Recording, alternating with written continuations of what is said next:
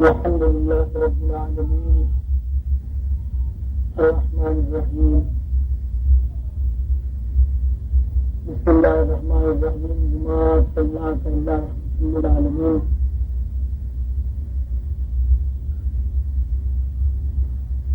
آج حضور پاک صلی اللہ علیہ وسلم کی آمد کا جشن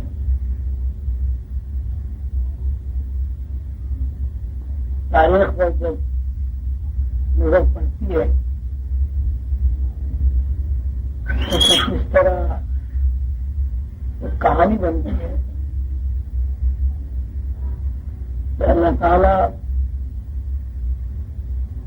نو انسانوں کو مشرف کرنے کے لیے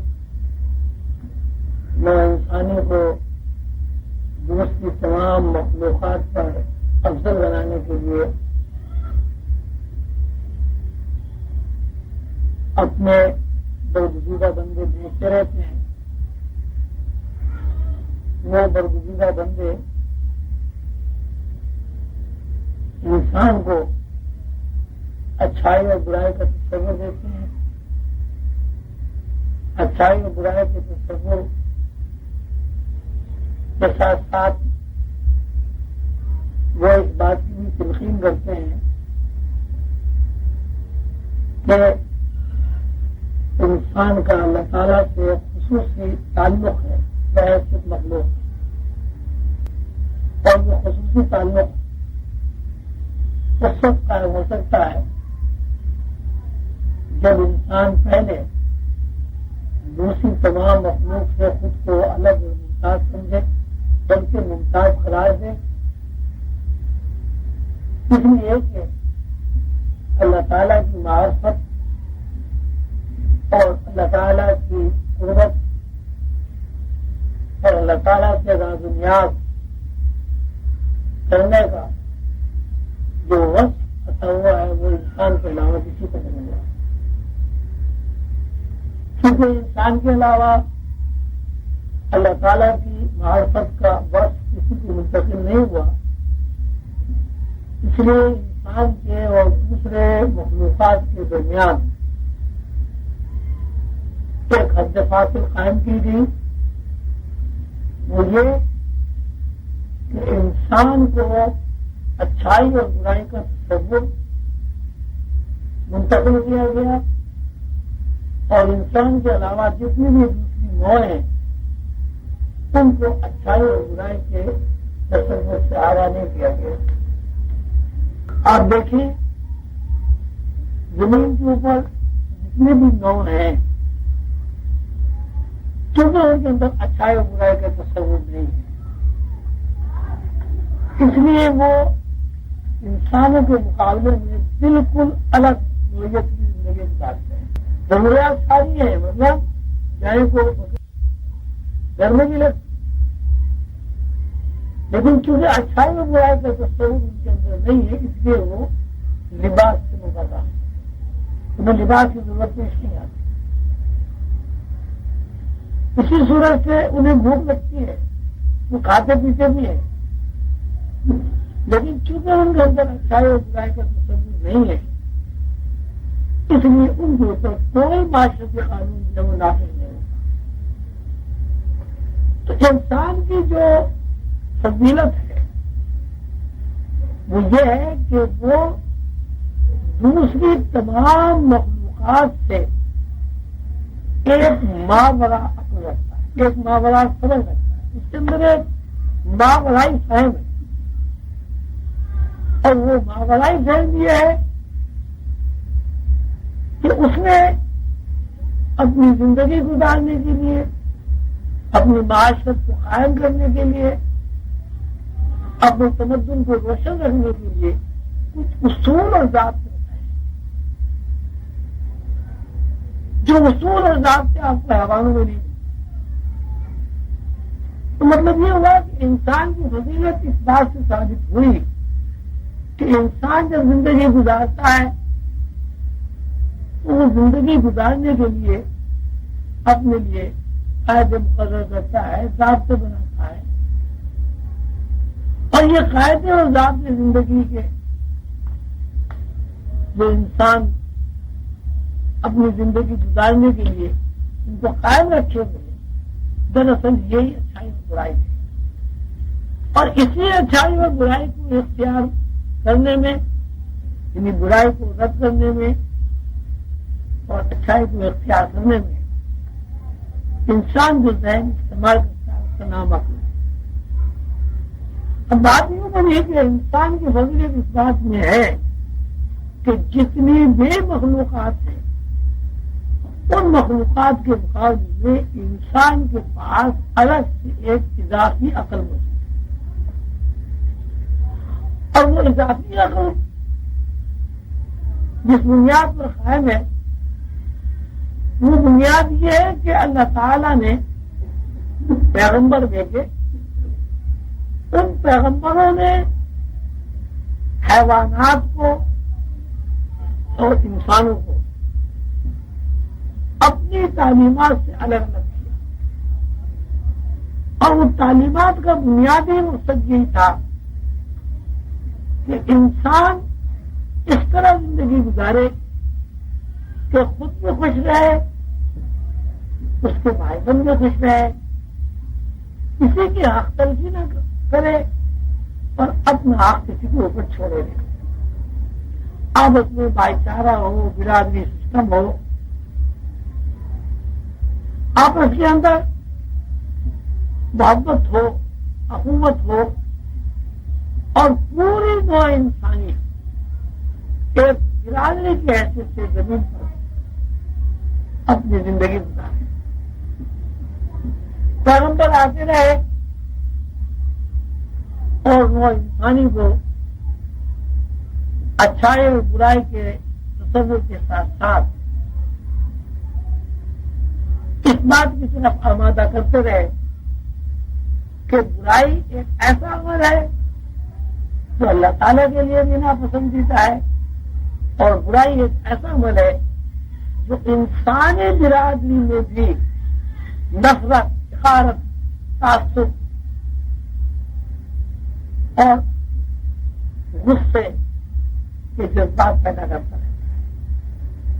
اس کے علاوہ اچھائی ایک ایسا عمل ہے کہ ان اچھے اعمال سے اللہ تعالیٰ بھی خوش ہوتا ہے انسانی برادری بھی خوش ہوتی ہے اور انسانی برادری سسٹم بھی قائم ہے.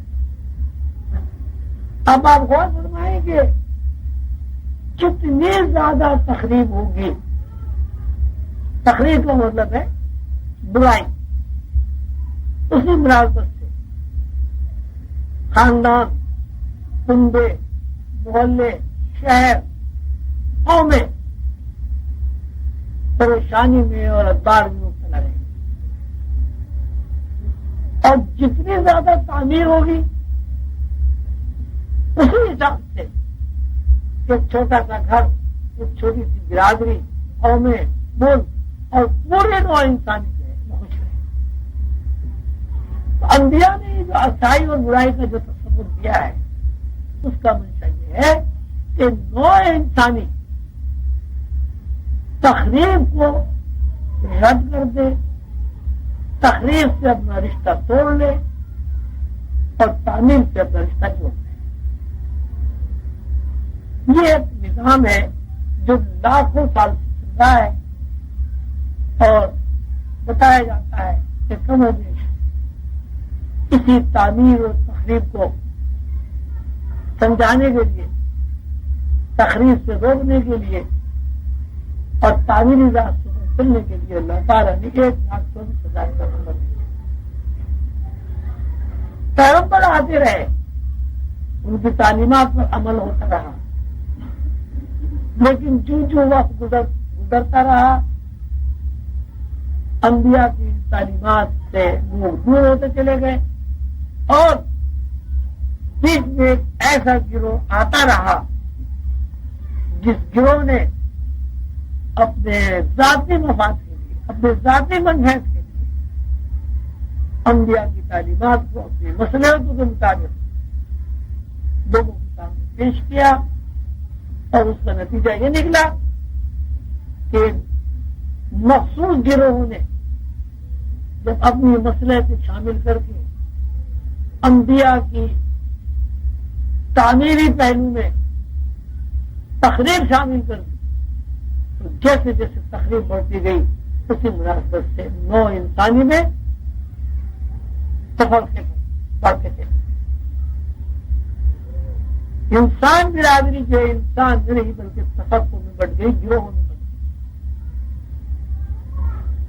ہوتے ہوتے ایک ایسا وقت آیا کہ تمام زمین پر ایسے گروہوں کی حکمرانی ہو گئی جن گروہوں میں سوائے نفرت کے, سوائے حقارت کے اور سوائے ظلم کے کچھ نہیں رہا.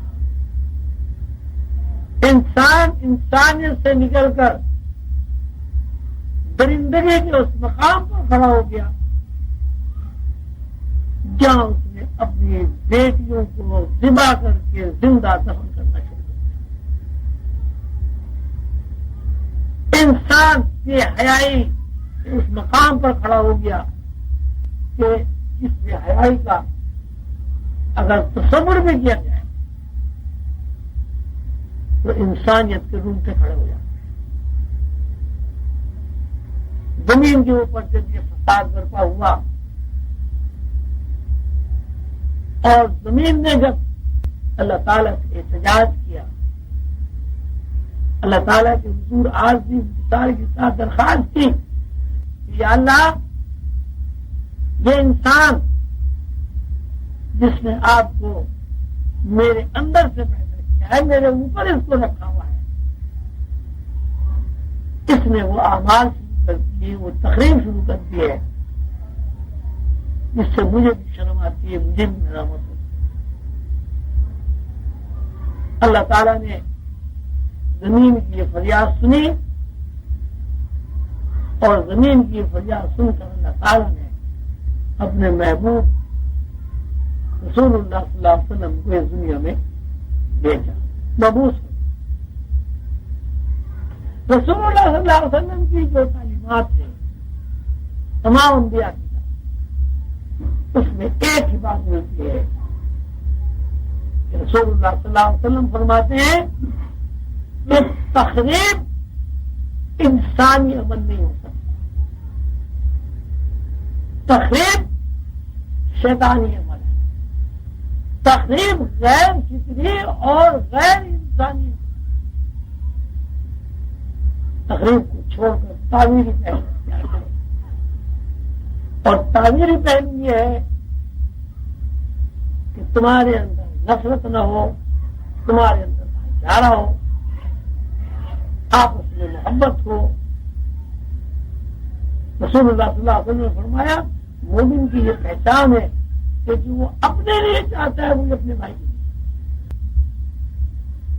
اور آخر خطبے میں تو یہ تک فرما دیا کہ بھائی کسی کالے کو گورے کو فضیلت نہیں ہے اور کسی گورے کو کالے کو. اصل چیز ہے اعمال, وہ اعمال جو اللہ تعالیٰ کو, یہ ساری کائنات, یہ ساری زمین اور اس زمین کے اوپر ساری مخلوق اگر غور کیا جائے تو یہ اللہ کا کنبہ ہے. اللہ اس کنبے کا سرپرست سے اعلیٰ ہے, اللہ اس کنبے کا باپ ہے. ہر بات کی خواہش کہ اس کی اولاد پیار و محبت سے رہے, خلوص سے رہے, ایک دوسرے کی حق تلفی نہ کرے, ایک دوسرے کے کام آئے. تو رسول اللہ صلی اللہ علیہ وسلم کی یہ آج کی جو محفل سجائی ہے اور آپ لوگ تشریف لائے, بہت باتیں ہوتی ہیں, بڑے نعتیں بھی پڑھی جاتی ہیں, درود و سلام بھی پڑھا جاتا ہے اور بلا شبہ پڑھنا چاہیے. لیکن بنیادی بات یہ ہے کہ ہمیں یہ سوچنا ہے کہ رسول اللہ صلی اللہ علیہ وسلم نے زمین پر تشریف چھوڑا ہے تو کون سا مشن ہے جو مشن اللہ تعالیٰ نے رسول اللہ صلی اللہ علیہ وسلم کے سلوک میں, تو یہی ہے فرمایا کل مومن اخوت, کہ جتنے بھی میرے امتی ہیں وہ سب آپس میں بھائی بھائی. لیکن اب یہاں آپ غور فرمائیں، اب صورت حال یہ ہے کہ یہاں بھائی ہونا تو الگ بات ہے، یہاں تو ایک دوسرے کو کافر کہتے ہیں لوگ، کوئی دیوبندی ہے، کوئی بریلوی ہے، کوئی لاہوری ہے، کوئی قصوری ہے، کوئی کچھ ہے، کوئی کچھ ہے، کوئی کچھ ہے۔ مسلمانوں کے اوپر جو یہ ادوار ہے، مسلمانوں کے اندر جو یہ بے سکونی ہے، مسلمان جو ہے ساری دنیا میں ذلیل و خوار ہے، اس کی بنیادی وجہ یہ ہے کہ مسلمان نے تعمیری پہلو چھوڑ کر تخریبی رخ اختیار کر لیا، اور تخریبی رخ یہ ہے کہ آپس میں تفرقہ پڑ جائے، تخریبی رخ یہ ہے کہ آپس میں ایک دوسرے کو برا سمجھا جائے، تخریبی رخ یہ ہے کہ آپس میں ایک دوسرے سے نفرت۔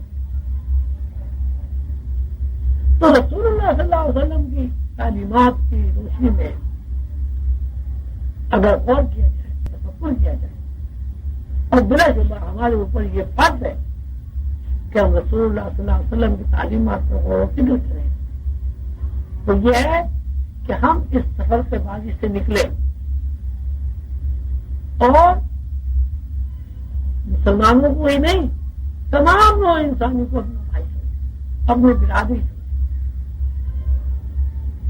صلی اللہ علیہ وسلم کا ارشاد ہے کہ اگر مسلمان فوجیں فاتح ہو کر کسی ملک میں داخل ہوں، مندر نہ توڑے جائیں، گرجا نہ گرائے جائیں، ان کے مذہبی پیشوا کو قتل نہ کیا جائے، حضور پاک کی تو یہ تعلیمات ہے کہ مندر نہ توڑے جائے، گرجا نہ گرایا جائے، ان کے پیشوا کو قتل نہ کیا جائے۔ اور ہمارا مسلمانوں کا حالت یہ ہے کہ ہم بے شمار مسلمانوں میں، بے شمار طبقوں میں، بے شمار تفرقوں میں بچتے ہیں،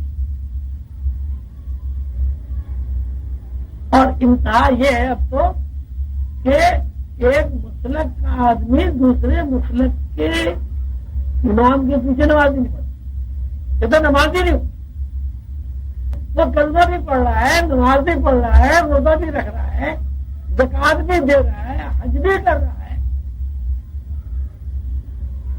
اذان بھی دے رہا ہے، اذان سن بھی رہا ہے، لیکن ایک فرقہ دوسرے فرقے کے پیچھے نماز دے رہا ہے۔ تو یہ جو ہے طریقہ، یہ طریقہ خالص تخریبی، خالص شیطانی۔ ابھی میں دنوں یورپ کے دورے پہ گیا تھا، بہت بڑا ایک اجتماع، اس میں مشائخ بھی تھے، علماء کرام بھی تھے، تو میں نے ان سے ایک سوال کیا کہ بھائی دیوبند جو ہے یہ بھی ہندوستان کا ایک شہر ہے، بریلی جو ہے یہ بھی ہندوستان کا ایک شہر ہے، اب یہ جو مسلمان دیوبندی اور بریلیوں کے نام سے پہچانے جا رہے ہیں ہندوستان کا ایک شہر، تو اگر مسلمانوں کی یہی مجبوری ہے کہ وہ کسی شہر کے نام کے بغیر پہچانے نہیں جا سکتے، اور ان کی آئیڈینٹی ہی ہے کہ وہ دیوبندی ہو، بریلوی ہو، چٹالوی ہو، کچھ ہو، تو بھائیوں اس سے تو یہ زیادہ اچھا ہے کہ تم مکی مدنی قوم کو کہو، اس دیوبندی بریلوی کے چکر سے تو نکلو۔ اس کا اثر یہ ہوا، آپ کو حیرت ہو، اس کا اثر یہ ہوا جتنے وہاں علماء کرام بیٹھے بیٹھے سب اس کے پیچھے دروازے پر جلتا چھوڑ۔ اللہ تعالیٰ فرماتے ہیں الحمدللہ رب العالمین، سب تعریفیں ہیں اس رب کے لیے جو تمام عالمین کا رب ہے۔ رب سے مراد یہ کہ تمام عالمین کے لیے وسائل مہیا۔ اب دیکھیں انسان پیدا ہوتا ہے، پیدا بعد میں ہوتا ہے، زمین پہلے سے موجود، آکسیجن پہلے سے موجود، روشنی پہلے سے موجود، پانی پہلے سے موجود۔ الحمدللہ اللہ تعالیٰ ایسا اتنا بڑا کہ وہ اپنی مخلوق کی ضرورت کی کفالت کرتا ہے، اور اس طرح کی حالت کرتا ہے کہ پیدائش سے پہلے تمام وسائل مہیا کرتے ہیں. بچہ پیداوار میں ہوتا ہے، ماں کے سینے کو اللہ تعالیٰ دودھ سے پہلے بھر دیتا ہے. الرحمن الرحیم.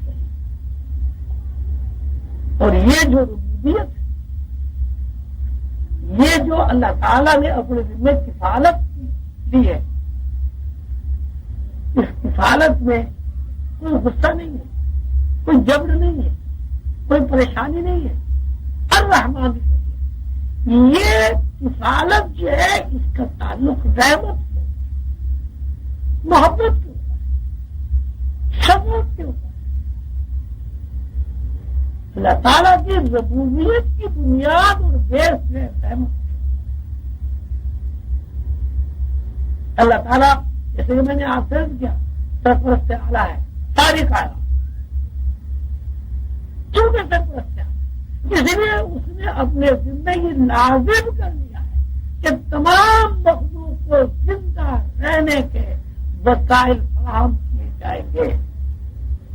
اور یہ وسائل جب فراہم کیے جائیں گے، ان وسائل کی فراہمی میں رحمت اور شفقت بنیاد بنے.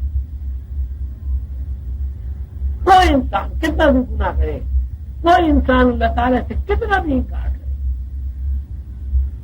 ڈائریا ہو جائے، کافر ہو جائے، اللہ تعالیٰ کبھی کسی کی آکسیجن بند نہیں کرتے، اللہ تعالیٰ کبھی کسی کی ہوا بند نہیں کرتے، اللہ تعالیٰ نے کبھی کسی کا پانی بند نہیں کیا. اب ہو سکتا ہے یہ اتنی بڑی زمین، اللہ کی پھیلائی ہوئی زمین، کیا کوئی بندہ یہ کہہ سکتا ہے کہ اس زمین کے اللہ تعالیٰ کو کسی نے کوئی معاوضہ دیا ہے؟ زبردستی زمین پہ قبضہ کر کے آپس میں لڑتے ہیں، قتل ہوتے ہیں، اللہ کی پھیلائی ہوئی زمین پر فساد کرتے ہیں، لیکن اللہ تعالیٰ نے کبھی کسی سے معاوضہ طلب نہیں کیا. کیا کوئی انسان جتنی ہوا وہ اپنے پھیپھڑوں کے اندر لیتا ہے، استعمال کرتا ہے، اس کا معاوضہ ادا کرتا ہے؟ پانی زمین کے اندر اللہ تعالیٰ نہریں چلا دی، دریا چلا دی، پہاڑوں میں برف جما دی، تاکہ وہاں سے پانی کا ایسا سسٹم رائج ہو جائے کہ انسان کی کھیتیاں لہلائیں. انسان کے لیے زمین اپنی انرجی سے، اپنی طاقت سے پھل فروٹ کھیتی باڑی میں انسانی ضروریات کی حفاظت کے لیے ہر چیز پیدا کرے. آپ غور فرمائیں الرحمن کہ اللہ تعالیٰ رب ہے، کفیل ہے اپنے ساری مخلوق، اور اس حالت کی بنیاد رحمت ہے. الرحمن سے رحمت اور شفقت. اب اللہ تعالیٰ فرماتے کہ ہم نے نوع انسانی کی اصلاح کے لیے اور نوع انسانی کو تخریب سے نکالا، اس لیے کہ تخریب انسان کے لیے ادبار ہے، مصیبت ہے، پریشانی ہے، عذاب ہے. ہم نہیں چاہتے کہ کوئی انسان زمین پر رہتے ہوئے پریشان ہو. ہم چاہتے ہیں کہ انسان تخریبی پہلو سے نجات حاصل کرے، تعمیری پہلو کو اختیار کرے، اور اس تعمیری پہلو کو ظاہر کرنے کے لیے، اس تعمیری پہلو کو نمونے کے طور پر دکھانے کے لیے، نمونہ بننے کے لیے ہم نے اپنا ایک پیغمبر، ایک بندہ بھیجا. وما ارسلناک الا رحمۃ للعالمین. اے محبوب محمد صلی اللہ علیہ وسلم، ہم نے تجھے رحمت بنا کر بھیجا ہے تاکہ ہماری کفالت میں جو مخلوق آ گئی اور جس مخلوق کے لیے ہم نے آسمان سے، زمین سے، فضا سے وسائل فراہم کر دیے، اے محمد صلی اللہ علیہ وسلم تو اپنی رحمت سے انہیں تمام مخلوق میں تقسیم کرتے. وما ارسلناک، ہم نے تجھے رحمت بنا. تو اللہ تعالیٰ بحث رب کے ہمارا کفیل ہے، ہمارے لیے زندگی گزارنے کے وسائل پیدا کرتا ہے، تو رسول اللہ صلی اللہ علیہ وسلم اللہ تعالیٰ کے تم وسائل کو رحمت کے ساتھ تقسیم تو آج کے دن رسول اللہ صلی اللہ علیہ وسلم کے دلانوں یہ حضور کا کرم ہے. لیکن آج کے دن ہمیں یہ سوچنا ہے کہ جب ہم حضور پاک صلی اللہ علیہ وسلم کی سیرت طیبہ کا مطالعہ کرتے ہیں تو سیرت طیبہ میں ہمیں کہیں بھی ایک عمل بھی حضور کا ایسا نہیں ملتا جس کو ہم تخلیق کہتے ہیں. دیکھیے مکہ فتح ہوا، ان حالات میں پیدا ہوا کہ رسول اللہ صلی اللہ علیہ وسلم کو قریش مکہ نے تکلیف دی، بائیکاٹ کر دیا، بچے بلکتے رہے، روتے رہے، لیکن بازار سے سامان خرید کر نہیں لا سکتے. حضور کے راستے میں کانٹے بچھائے، سجدے کی حالت میں اونٹ کی اوٹ گردن پر رکھ دی، گھروں سے پورا کر پھینکا گیا، مجنوں کہا گیا، پتھر مارے گئے، لہو لہان کر دیا انتہائی کے ایسے حالات پیدا کر دیے گئے کہ حضور کو مکہ چھوڑنا پڑا اور مکہ چھوڑ کر مدینے منورہ میں ہجرت کی. راستے میں بھی کوشش کی گئی، جاسوس چھوڑے گئے، بڑے بڑے انعامات رکھے گئے کہ رسول اللہ صلی اللہ علیہ وسلم کو زندہ پکڑ کے لایا جائے یا مردہ لایا جائے، کتنا انعام دیا جائے. کتنی تکلیف حضور کو قریش مکہ نے دی. لیکن جب حضور بیعت فاتح کے مکے میں داخل ہوئے تو حضور پاک صلی اللہ علیہ وسلم نے یہ اعلان کرایا کہ جو شخص سجدے کے نیچے چلا جائے گا وہ معاف، جو شخص گھر میں گھس جائے گا وہ معاف. یعنی معافی کے اتنے خانے حضور نے کھول دیے. آپ غور کریں، پوری تاریخ میں وہ انسانی کی پوری تاریخ ایسی کوئی مثال آپ کو نہیں مل سکتی کہ کوئی فاتح کسی ملک میں داخل ہو اور معقول خراب ہو. پوری تاریخ ایک مثال نہیں. جب رسول اللہ صلی اللہ علیہ وسلم بیعت فاتح کے مکے میں داخل ہوئے، جبکہ اتنی تکلیفیں برداشت کر کے مکے سے ہجرت کرنے پر مجبور ہو گئے. تاریخ بتاتی ہے کسی ایک آدمی کو اتنی بھی چوٹ نہیں آئی کہ جتنا سوئی چبھنے سے خون کا قطرہ گرتا. یہ حضور پاک صلی اللہ علیہ وسلم کی سیرت طیبہ کا وہ پہلو ہے کہ جس نے سوائے معافی کے، سوائے شفقت کے، سوائے محبت کے کچھ نہیں، اسی بات کو لگایا گھمایا. وما ارسلناک الا رحمۃ للعالمین، اے محمد صلی اللہ علیہ وسلم ہم نے تجھے رحمت بنا دی. تو جب ہم یہ دعویٰ کرتے ہیں کہ حضور پاک صلی اللہ علیہ وسلم کی امت ہے تو ہمارے اوپر یہ فرض عائد ہوتا ہے کہ رسول اللہ صلی اللہ علیہ وسلم کی سیرت طیبہ کے وہ تمام پہلو اپنے اندر اجاگر کریں، ان کے پر عمل کرنے کی کوشش کریں. جو پہلو حضور کی شفقت سے متعلق ہے، محبت سے متعلق ہے، اور تعمیر سے. اور تعمیر یہ ہے کہ جو آپ اپنے لیے چاہیں وہ اپنے بھائی کے لیے چاہیں. اپنا حق چھوڑے نہیں اور دوسرے کا حق مارے نہیں. تعمیر کو ہمیشہ اپنائیں اور تقریب سے ہمیشہ پہنتے ہی کریں. یہ مختصر سا میں نے آپ کو نسخہ بتایا کیمیائی. بڑے میلاد النبی میں بڑے بڑے جلسے بھی ہوتے ہیں، روشے بھی ہوتے ہیں، ہونے بھی چاہیے، لیکن وہ ایک میلے ٹھیلے کی شکل اختیار کرنے کے بعد لوگ اپنے اپنے گھروں کو چلے جائیں، یہ نہیں ہوگا. حضور کا جو پیغام ہے اس پہ عمل کرنا چاہیے. اور حضور پاک صلی اللہ علیہ وسلم کا پیغام یہ ہے کہ تقریر سے پہلے صحیح کی جائے تو تعمیر کو اپنایا جائے، سب کو بھائی سمجھا جائے، اور جس طرح کی شاد واقعوں کی اللہ ہے جمیعاً ملازم اللہ کے رستے کو متحد ہو کر مضبوطی کے ساتھ پکڑ لو اور آپس میں تفرقہ نہ ڈالو. سب مسلمان بھائی بھائی ہیں، ان لوگوں بھی نسبت ہو، سب کو اپنا بھائی سمجھو، سب کا دکھ درد اپنا دکھ درد سمجھو. اگر اس طرح ہم بھی ایسے نکل جائے تو انشاءاللہ چند آدمی سے ایک بہت بڑی جماعت ہو جائے. میری دعا ہے کہ اللہ تعالیٰ ہمیں آج کی شہید مجلس کے برکت سے ہمیں اس بات کی ہمت اور توفیق عطا کرے کہ ہم تقریب سے دور ہوں اور تعمیر کو اپنائیں، اپنے بھائیوں سے محبت کریں، اور یہ تفرقے کا جو افریت ہے ارتعاد ہے اس سے خود کو آزاد کریں اور اس بات کی کوشش کریں کہ یہ تفرقہ جو ہے انسان کے اندر سے نکل جائے.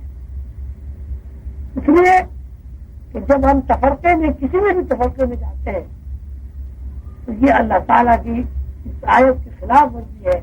وَاعْتَصِمُوا بِحَبْلِ اللَّهِ جَمِيعًا وَلَا تَفَرَّقُوا. اور جب آپ کسی بھی تفرقے میں چلے جائیں گے اس کا مطلب ہے آپ سریعا اللہ تعالیٰ کے حکم کی خلاف ورزی کر رہے ہیں. اور جو بندہ اللہ تعالیٰ کے حکم کی خلاف ورزی کرے گا ظاہر ہے اسے نہ اس دنیا میں سکون مل سکتا ہے اور نہ اس دنیا میں. اللہ تعالیٰ ہمیں محبت سے خلوص سے رہنے کی توفیق ہمت عطا فرمائے اور تعمیر میں ہماری دلچسپی پیدا کرے اور تقریب سے ہمیں محفوظ رکھے.